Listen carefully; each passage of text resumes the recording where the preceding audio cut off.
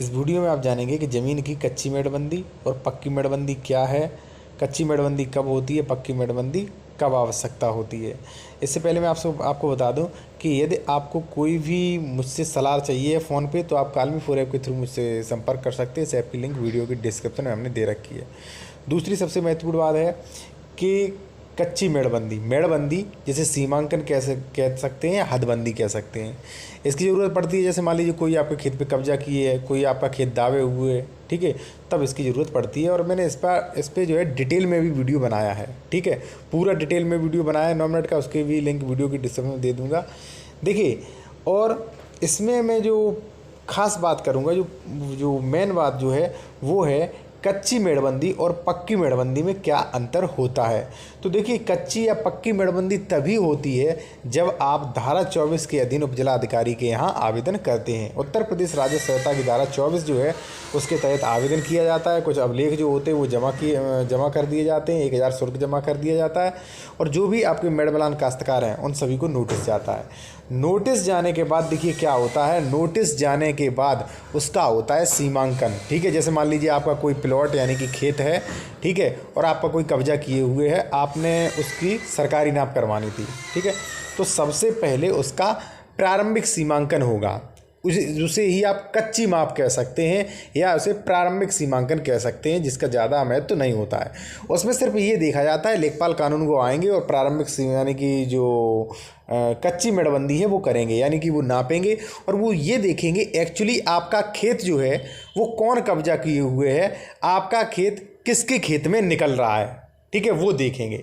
जब वो देख लेंगे तो लेखपाल कानून को जो है वो अपने रिकॉर्ड में जो है लिख लेते हैं कि आपका इतना खेत जो है इनके में निकल रहा है, आप इनका जो है इतना ज़्यादा है, सब कुछ लिख लेते हैं। उसे कहते हैं कच्ची मेड़बंदी। कच्ची मेड़बंदी के बाद क्या होता है, अब जैसे मान लीजिए पता लग गया, लेखपाल कानून को आए, उन्हें पता लग गया कि सी के खेत में जो है आपका खेत निकल रहा है, ठीक है, और पता कब लगेगा, जब वो कच्ची सीमांकन करेंगे, ठीक है। अभी वो दे नहीं रहे निकाल के, अभी इन्होंने सिर्फ ये देखा है कि एक्चुअली आपका खेत किसके खेत में निकल रहा है, ABCD किसके में निकल रहा है, ठीक है, तो कच्ची माप से होती है, ठीक है। कच्ची माप होने के बाद उन्हें पता चल गया कि आपका खेत जो है B के खेत में निकल रहा है, तो वहाँ पे क्या होगा, वो वहाँ पे रिपोर्ट करेंगे और जो भी जिनके खेत में निकल रहा है आपका खेत, उनके साइन करवाएंगे, यानी कि उन्हें भी नोटिस भेजा जाएगा। एक तरीका उन्हें जो है ये बताया जाएगा कि आपके में इनका खेत निकल रहा है।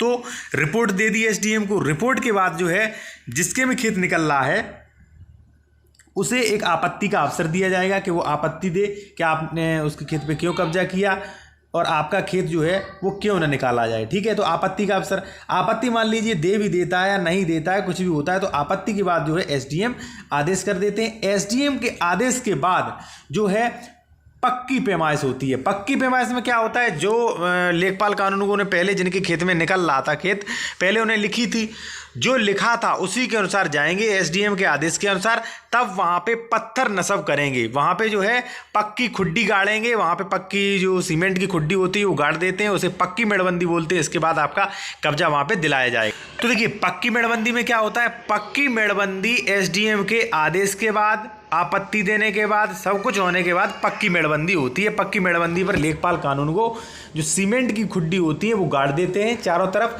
कि भाई यहाँ से आपके यहाँ तक खेत है, यहाँ तक आप जो है अपनी मेट डाल लीजिए।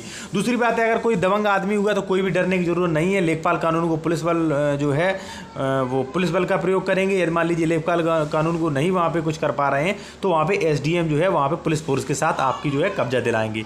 तो दोस्तों, कच्ची मेड़बंदी पहले होती है, कच्ची के बाद फिर होती है पक्की, पक्की के बाद आपको कब्जा दिलाया जाता है। वीडियो अच्छा लगा वीडियो लाइक